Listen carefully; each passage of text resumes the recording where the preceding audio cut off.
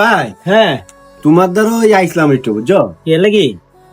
আইসি, তুমি এই গ্রামে ব্যবসা করতেছো, অনেক সময় আমাদের যে জিনিসগুলা বাজার থেকে আনতে মনে থাকে না, এইটি তোমার এন থেকে পাওয়া যায়, আমরা মোটামুটি একটা সুযোগ সুবিধাই আছে।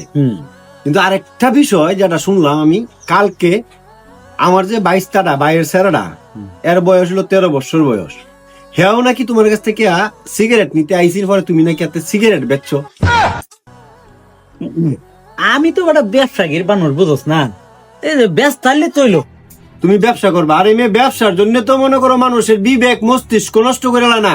তুমি তো দেখা যায় তোমার বিবেকটা খাইয়ালছো, একটা সিগারেট বেচে 1.5 টাকা বেচবা, এর মধ্যে মনে করো যে সাইরানা লাভ হইব, এর লেগে তুমি যুব সমাজটা নষ্ট করে আলবা। তার মানে জিতনার আমার আর বুঝাইস না, ওহন তোর লাগি না আমি ব্যবসা বাণিজ্য সাইডে দিয়ে আমি হুঙ্গ হয়ে বয়ে থাকি। এই 70,000 টাকা সিগারেট আনছি, তোর বাইশটা একটা সিগারেট নিচে দেখে ওখানে কফি আইতা কেরে হেন কোম্পানিটা চোখ বাসে না, হেন কি ফিরাও কাকে দোকানদার 2 টাকা দেড় দোকানদারের দ্বারা আর ফোনলাই সিগারেট খায় তরকারি সিগারেট খায়, আমরা খাইতেছি। দেখো, এই কথাটা তুমি যেটা কইছো ঠিকই আছে, যে কোম্পানি বন্ধ করার মতো ক্ষমতা আমার নাই বা তোমারও নাই। আর তুমি যে ব্যবসাটা করতেছো কোম্পানির মতো তো তুমি হইছো।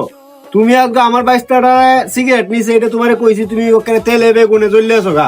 তো যাই হোক ভাই, একটা কথা কই, একটু টাকা কিন্তু প্রস্টিটিউট তারাও কামায়, টাকা কামাই করো, কিন্তু নিজের বিবেককে জাগ্রত রাখে কামাই করো, বুঝছো না ভাই? যাই গে। আচ্ছা যা।